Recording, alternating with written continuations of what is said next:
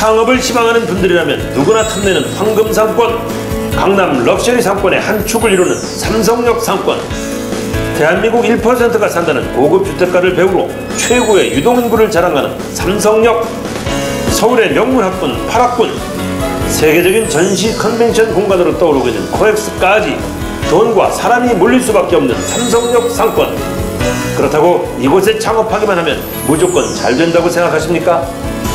높은 임대료와 권리금을 감당하기 위해서는 주의할 점이 많다고 하는데요. 꼭 한번 창업해보고 싶지만 선뜻 용기가 나지 않았던 삼성역 상권.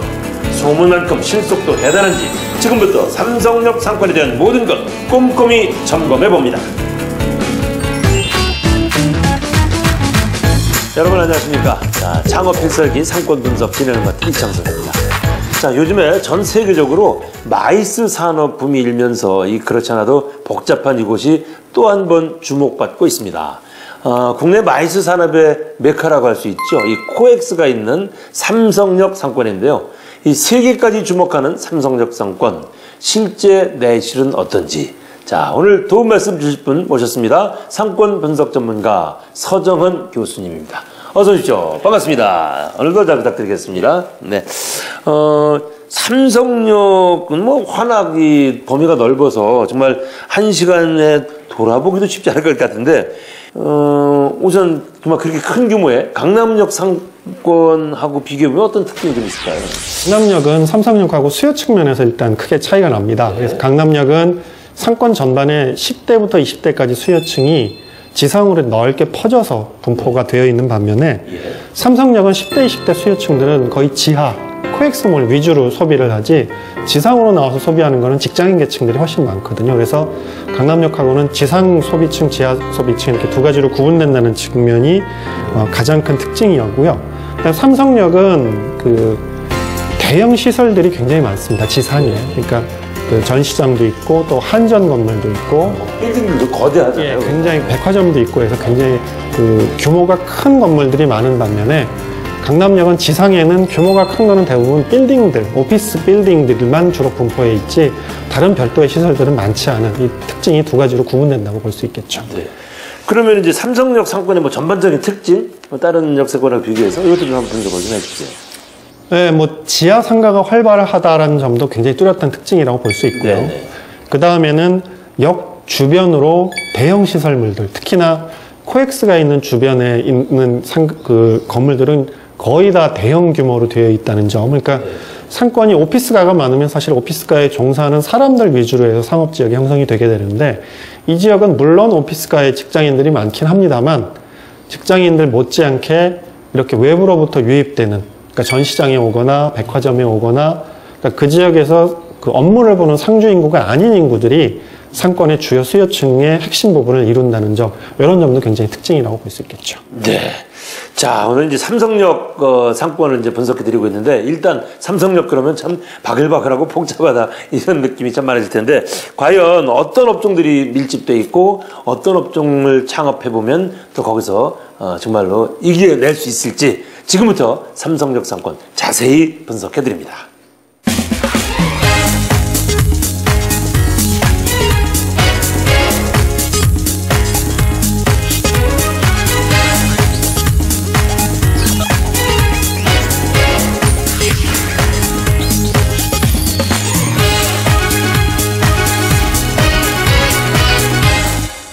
자, 삼성역 주변에 한번 가보신 분들은 정말 복잡하다 이런 생각을 많이 하실 텐데, 일단 유동인구가 많잖아요. 어느 정도입니까, 여기? 단적으로 우리가 볼 수 있는 게 지하에 있는 코엑스 몰, 지금은 이제 공사도 있고 해서 기존의 수요층보다는 그 수요량이 좀 줄긴 했습니다만 평균적으로 우리가 지금까지 하루 이용 고객을 보면 평일날 한 15만 명 정도가 거기를 찾고요. 주말 같은 경우는 2배, 30만 명 정도 찾는다는 통계가 나와 있습니다. 그러니까 거기만 해도 웬만한 지하철 하루 승하차 인구가 다 커버가 된다고 볼 수 있을 정도고요. 지하철 승하차 인구만 따져봐도 한 15만 명 정도 됩니다. 이게 수치로 따지면은 거의 선릉역, 그러니까 그 랭킹으로 따지면 한 5, 6위권 정도에는 해당이 되는 그런 수요층들을 갖고 있죠. 그 정도면은 강남역하고 비교해도 별 손색 없네요. 강남역은 우리나라 지하철 승하차 인구로만 보면은 국내 1위거든요. 그러니까 그만큼은 물론 안 돼요. 강남역이 수치상으로 한 22만 명 정도가 하루에 타고 내리고 하는 인구로 지금 되어 있는데 네. 삼성역, 그 다음에 지난 시간에 다룬 선릉역 이런 데들이 테헤란로변에 있는 그 지하철 역세권들이 한 15만 명 수준 정도로 왔다 갔다 하거든요. 네. 그러니까 그 수준 정도는 유지를 하고 있다고 보시면 되죠. 그 아까 처음에 제가 그 고급 아파트들도 많이 있다고 그랬는데 거기 거주 인구도 만만치 않잖아요. 예, 삼성역 반경 한 1km 범위 이내로 우리가 그 배후에 있는 부분들을 이제 잠재 수요군으로 볼 수 있다면 네. 여기 행정구역상으로 삼성 1동, 그다음에 삼성 2동, 그다음에 대치 3동, 대치 4동 예. 이렇게 사거리 코너마다 동이 다르게 형성이 돼 있는데 이분들을 잠재 수요군으로 보면은 한 7만 8천 명의 세대수를 보면은 한 3만 2천 세대 정도가 잠재 수요군으로 볼 수가 있겠습니다. 아유, 네. 그 삼성역을 보면은 그 삼성역 상권을 보면 삼성역 그 사거리로 이렇게 구분을 해볼 수 있을 것 같은데 그 블록 모두 다 크게 상권이 발달해 있잖아요. 그러면은 그 구역별로 좀 상권 특징도 조금 한번 읽어주세요. 예. 이렇게 지하철역마다 출입구도 성격이 다른 것도 있고 그렇지 않은 것들도 있다고 이제 느껴지실 텐데 어떤 것들은 다르고 어떤 것들은 좀 덜 다르냐. 보통 도로의 폭에 의해서 결정이 됩니다.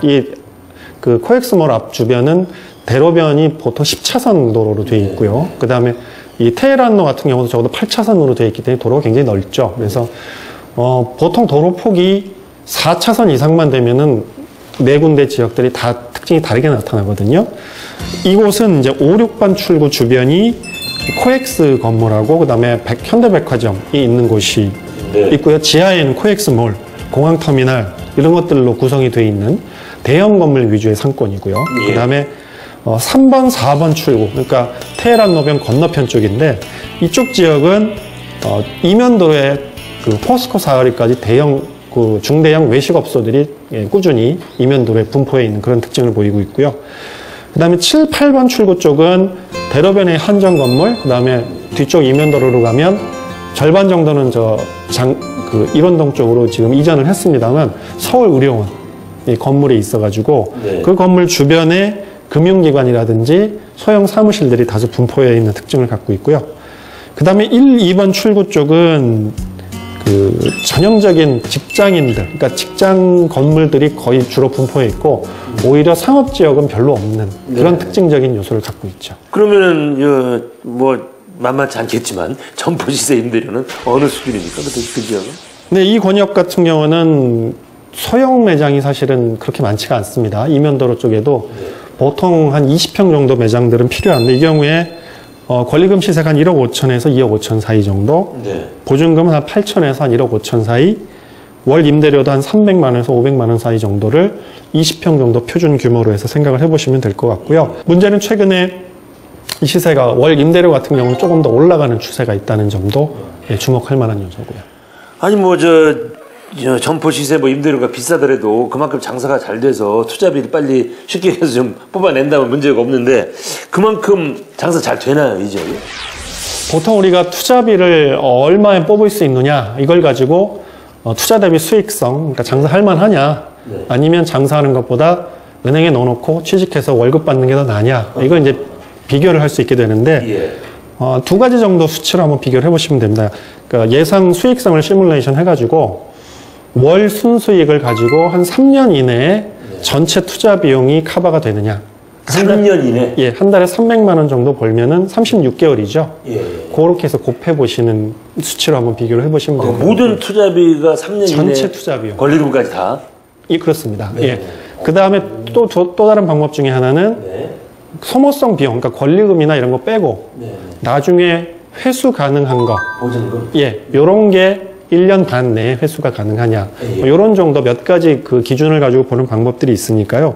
요거 가지고 판단하시면 되는데 이 지역에서 과연 투자한 만큼 회수가 가능하냐를 결정하는 가장 큰 요인은 월 임대료입니다. 그러니까 월 임대료가 얼마 수준이냐에 따라 다를 텐데 요것도 보시는 방법이 한 달 임대료가 보통 한 3일에서 일주일 정도 매출액을 가지고 커버가 되느냐. 그러니까 음식점을 하신다면 음식점 임대료가 300만 원이다. 그러면 하루 매출액이 100만 원 정도는 나오셔야 이게 할 만한 그런 수익성이 나온다라고 보실 수 있거든요. 이거는 뭐 음식점이냐 미용실이냐 업종에 따라 3일도 적용이 가능하고 일주일까지도 적용이 가능하기 때문에 그 수준 정도에서 업종 특징에 따라서 한번 판단을 해보시면 이게 회복 가능하겠구나를 판단하실 수 있습니다. 적어도 3, 4일 정도의 업종의 차이는 있지만 3, 4일 정도의 매출이 한 달 임대료를 커버할 수 있느냐. 그걸 또 하나의 기준이고 중요한. 네.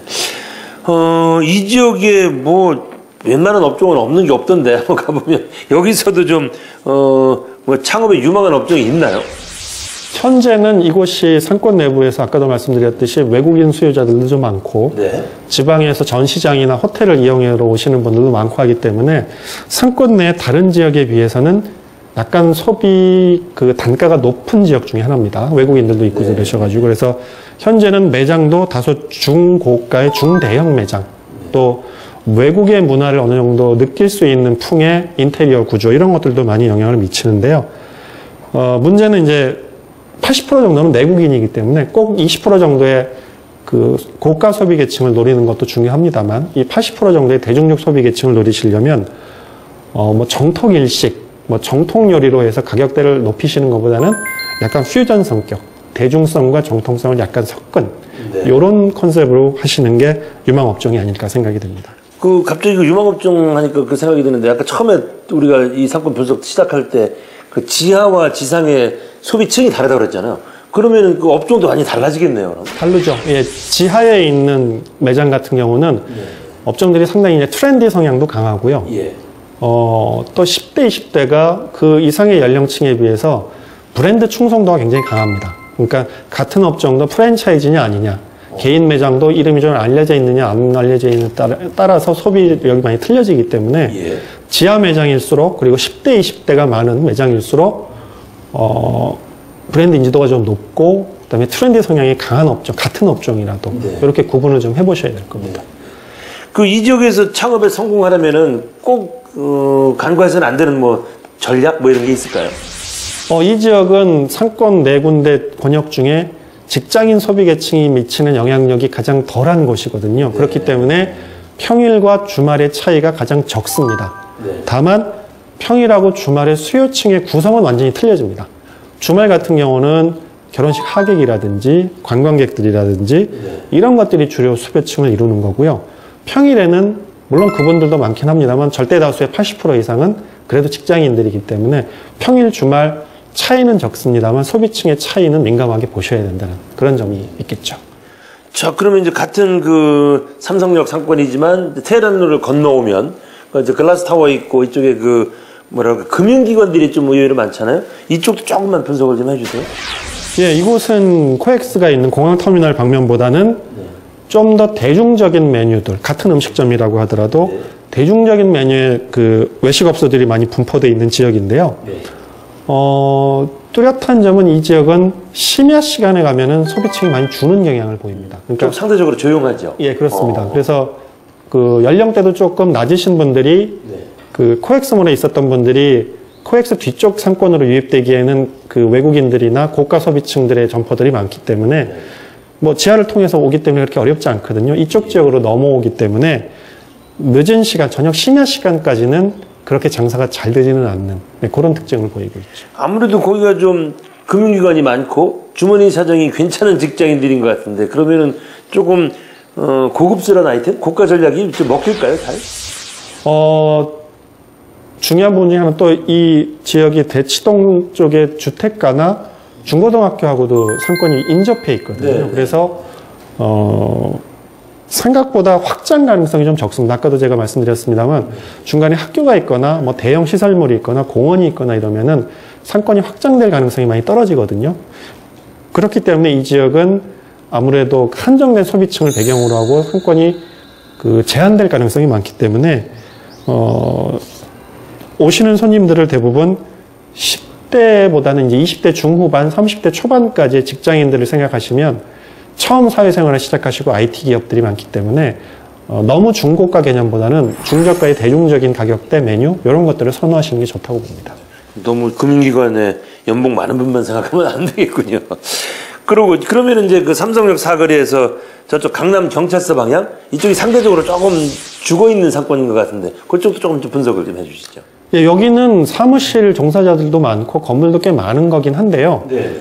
문제는 상가가 많지가 않습니다. 그러니까 건물 자체가 많은 거에 비해서 상가가 들어설 여지가 좀 적다는, 그러니까 이면도로가 발달될 가능성이 적죠. 왜냐하면 중랑천으로 그 길이 막혀 있고요. 그 다음에 강남 경찰서가 있고, 그 다음에 뭐 면허 시험장도 있고 이래가지고. 중랑천이 아니고 탄천? 예, 탄천입니다. 예. 그래서 그 상업지역 발전이 굉장히 어렵기 때문에 이 지역은 소비력이 있는 고객은 많은 반면에 상가 지역이 적은 그런 특징을 보이고 있죠. 그러면 누가 소비하는 겁니까? 거기서는? 만약 그러고 또 창업하려면 거기서 창업한다면 또 거기는 그러니까 점포 잡기가 쉽지가 않죠. 점포가 많이 나오질 않을 거고요. 그래서 점심 식사 시간대는 그 인근에서 소비들을 좀 하시겠습니다만 저녁 시간대가 되면은 인근에 있는 상업지역이 발달한 쪽, 아까 말씀드린 3, 4번 출구 이면도로라든지 코엑스 주변이라는 이런 데로 넘어오시는 경향이 훨씬 강한 거죠. 그러면 마지막으로 이제 그 삼성역 사거리에서 이쪽 한국전력 쪽 이쪽 상권은 또 어떻게 분석할 수 있을까요? 여기도 대로변에는 그 한전 건물하고 별관이 굉장히 크게 상권에 자리를 하고 있고, 또 2차 이면도로 정도로 들어가면 서울의료원이라고 병원 건물이 굉장히 크게 있었고 현재도 자리를 하고 있습니다. 그 다음에 대한지적공사 건물도 있고 해서 큰 건물들이 상업지역을 많이 장악을 하고 있거든요. 그래서 이 지역은 공공기관들이 굉장히 많고 말씀하신 것처럼 역시 탄천으로 길이 막혀 있고 하기 때문에 내부에 제한된 소비자들을 배경으로 할 수밖에 없는 지형적 특성을 갖고 있습니다. 이런 점을 유념을 하셔야 될 거라고 보입니다. 네. 자, 오늘은 이제 삼성역 상권에 대해서 분석을 해드리고 있습니다. 우리가 상권을 분석할 때 꼭 필요한 정보를 이제 드리는 시간인데, 오늘은요, 이 지하상가 상권의 특징과 유의사항에 대해서 한번 공부해 보도록 하겠습니다.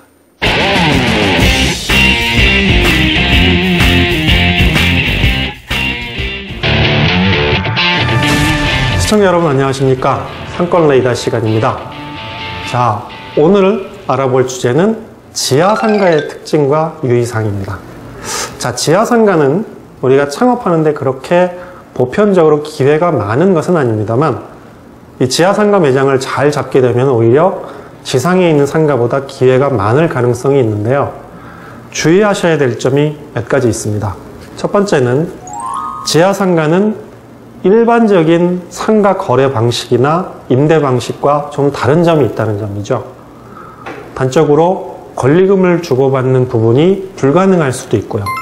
또 월세 같은 경우도 매달 지불하는 게 아니라 처음에 입점 방식 자체가 최저가 낙찰 방식, 내가 이 정도 비용을 주고 들어가겠습니다고 한 그 낙찰 금액을 1년치나 2년치를 한꺼번에 지급을 하는 방식으로 지불한다든지 이런 일반적인 외부 상가와 거래 방식이 다르기 때문에 그 업종 특성이나 내 금융 자산 상태 이런 게 잘 맞는지 여부를 잘 살펴보셔야 되는 점이 있고요. 두 번째는 지상 상가와 반드시 연동 관계를 보셔야 된다. 아무리 지하 상가에 사람이 많아 보여도 지상의 상가가 쇠퇴하기 시작하면 동반해서 쇠퇴하는 경우가 많다는 점 반드시 유념하셔야 된다. 이렇게 말씀드리겠습니다.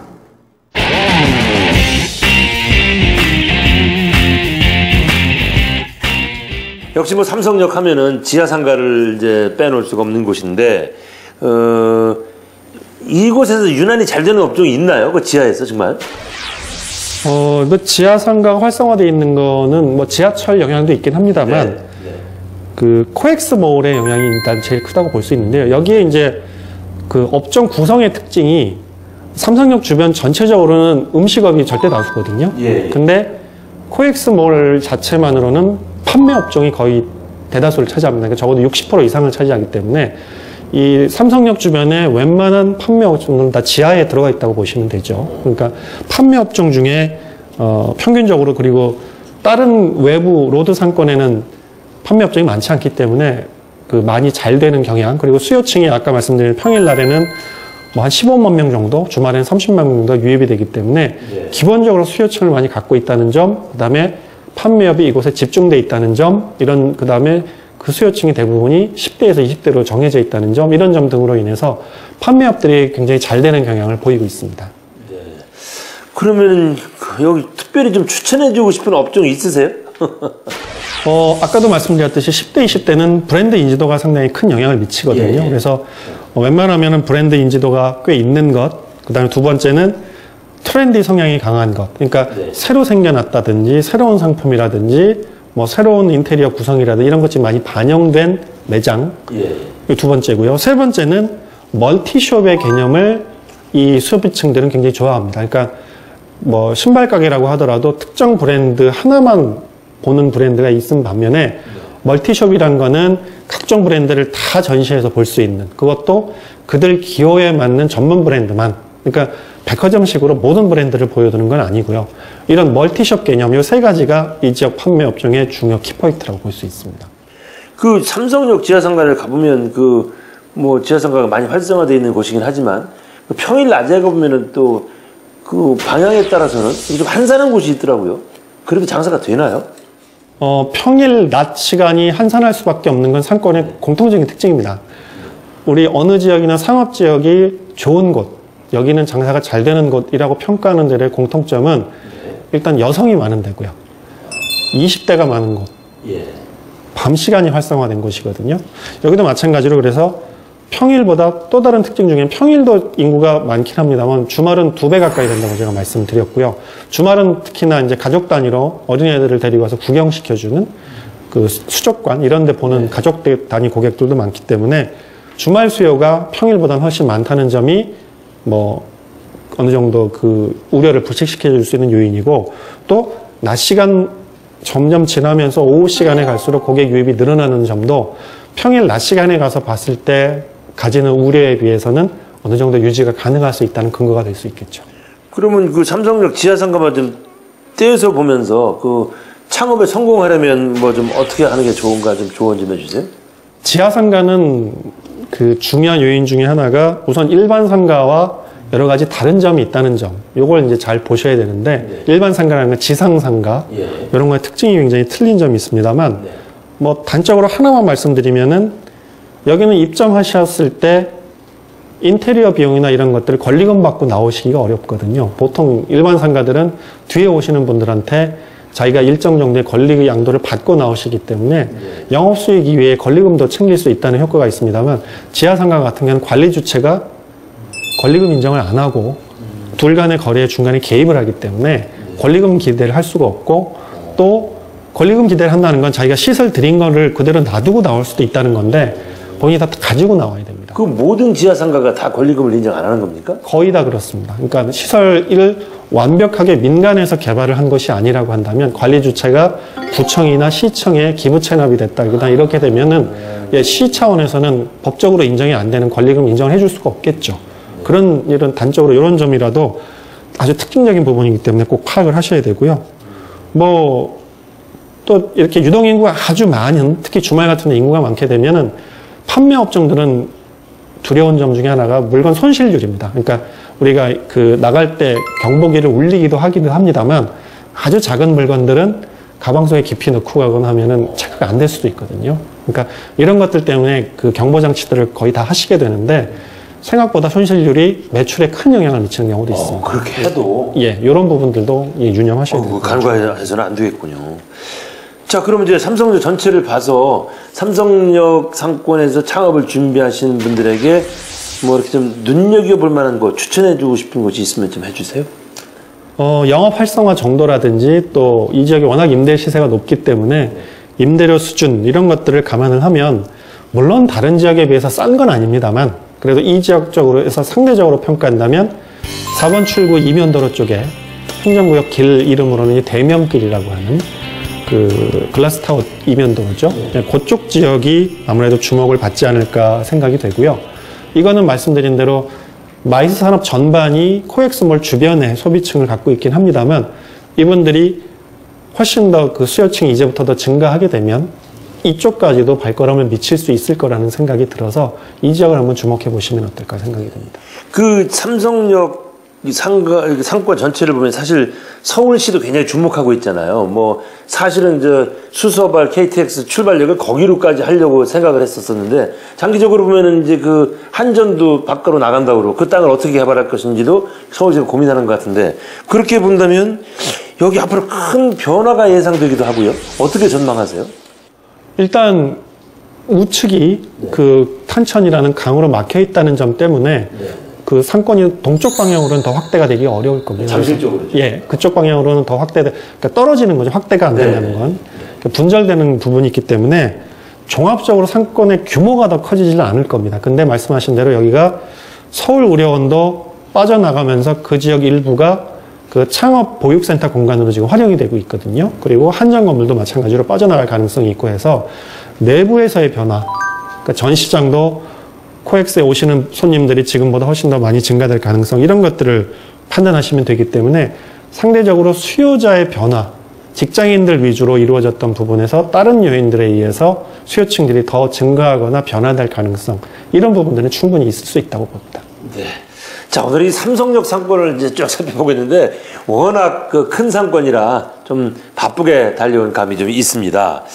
좀 부족한 느낌이 있으신 분들은요, 이 소상공인 시장진흥공단 상권정보 시스템 홈페이지에 한번 연결해 보시면은 더 자세한 내용 잘 찾아보실 수가 있겠습니다. 자, 오늘도 변함없이 함께 해주신 서정환 교수님 수고 많이 하셨습니다. 감사합니다. 자, 저희들 다음 시간에 찾아오겠습니다. 여러분 고맙습니다. 안녕히 계십시오.